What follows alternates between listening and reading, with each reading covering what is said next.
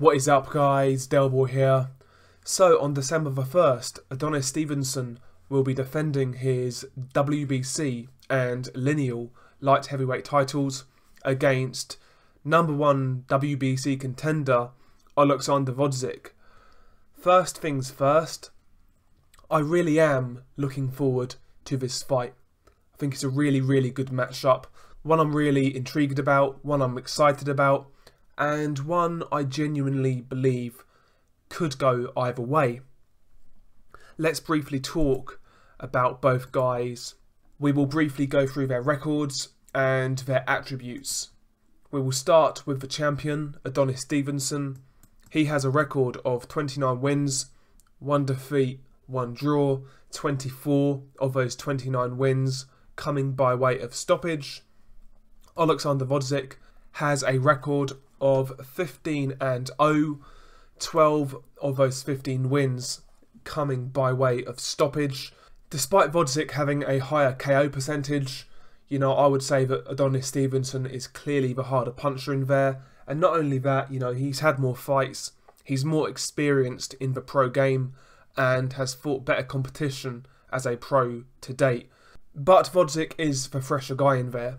In regards to the attributes, Adonis Stevenson, he is listed as 5'11" with a 77-inch reach, whereas Oleksandr Gvozdyk is listed as 6'2" with a 75.5-inch reach. So Stevenson, he is 3 inches shorter, however, he does have a 1.5-inch reach advantage, and that's pretty normal, Stevenson, he's not the tallest light heavyweight, but he does have very long arms, and he uses that to his advantage in the way he fights. So I feel that the reach advantage could be a factor here. When you see Stevenson fight, a lot of times his opponents are very unsure of their judgment of distance, and first and foremost, it's because of fear, because Stevenson hits so hard.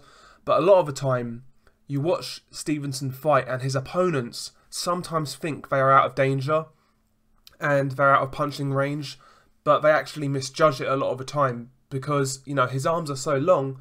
Sometimes these guys, they think they're safe, but then they get clocked with a left hand, and, that can be very detrimental when you're fighting Stevenson. So judgment of distance against Stevenson is very hard because, like I said, the power, the reach, and also Stevenson, he does have pretty good timing.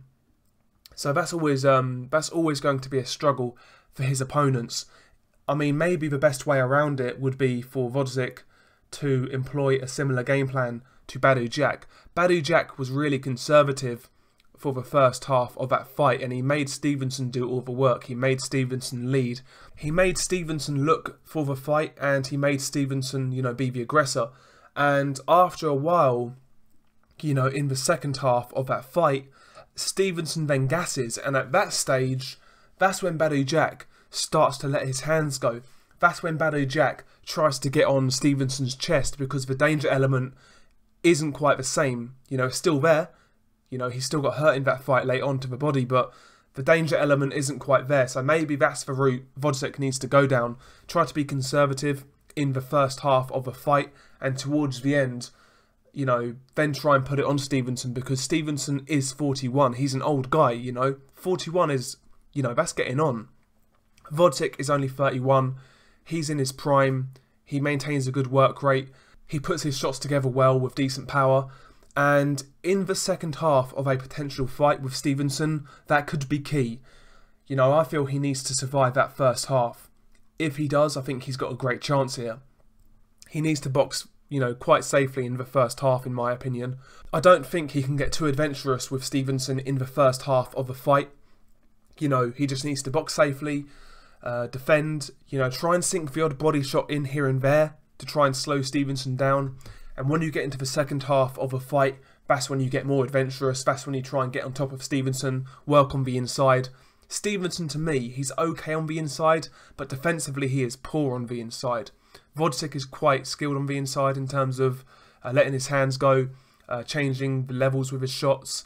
He's quite creative up close and at mid-range. So in the second half of the fight, I think that's when he really needs to be a bit more expressive and let his hands go.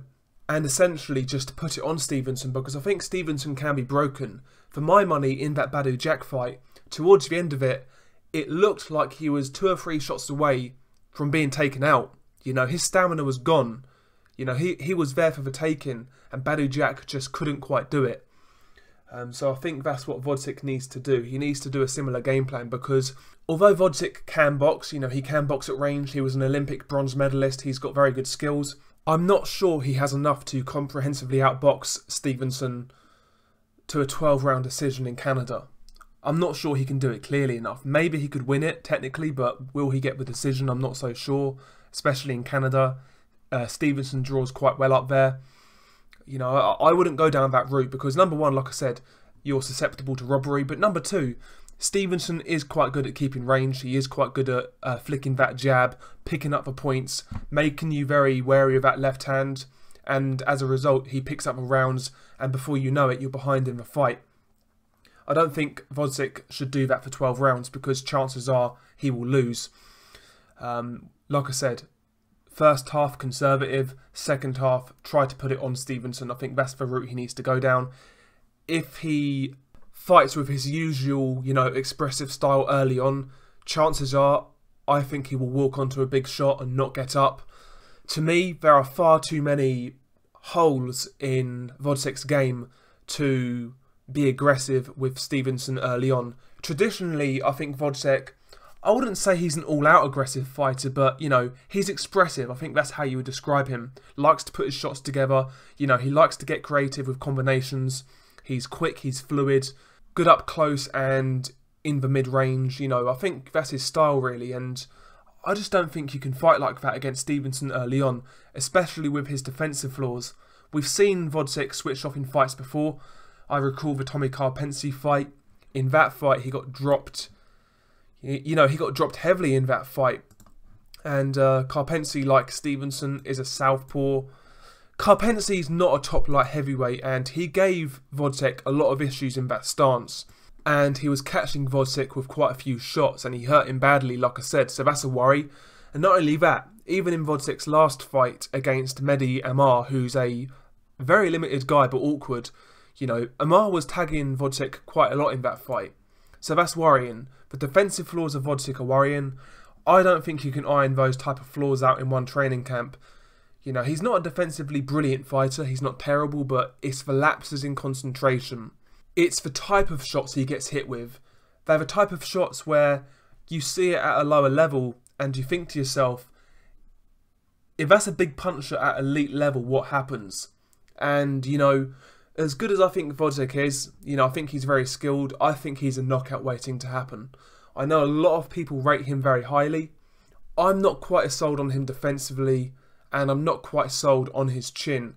I was always more of a big believer in Dmitry Bivol. I always felt fundamentally he was far more complete than Oleksandr Gvozdyk. You know, he kept his form better defensively, didn't take as many risks, a lot more technically correct in my opinion, especially at judging distance.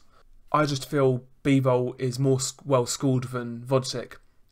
Gvozdyk relies a lot on physical talent, you know, quick feet, quick hands, a good punch combination, good athletic ability, and that will take you so far. He does have good skills on top of that, but he's just not as complete as a lot of other Eastern European boxers in my opinion. And I think the errors in his game, the concentration lapses will wind up in him being knocked out in this fight. I think Stevenson will walk him onto something in the first half of this fight, and I don't think Gvozdyk recovers. You know, I think Stevenson could surprise people in this fight. I don't think it's a terrible style matchup for him. I really don't. You know, I think Stevenson is kind of there for the taking right now. I think we saw that in the Badou Jack fight. He's getting older. He's not been fighting regularly. He's not been fighting a high level of competition. I think he's there for the taking right now. But I just don't think Gvozdyk is the guy to do it. That's how I feel. I've got Stevenson by knockout in the first 6 rounds. You know, if it goes past that, Gvozdyk has a great shot, but I just don't think he's going to see that part of a fight. It's a hard one to call. I've been back and forth on it for a long time, but, you know, eventually I need to put my pick down. So I am going to go with Stevenson's last hurrah. He wins this fight by knockout. Share your thoughts below. Peace.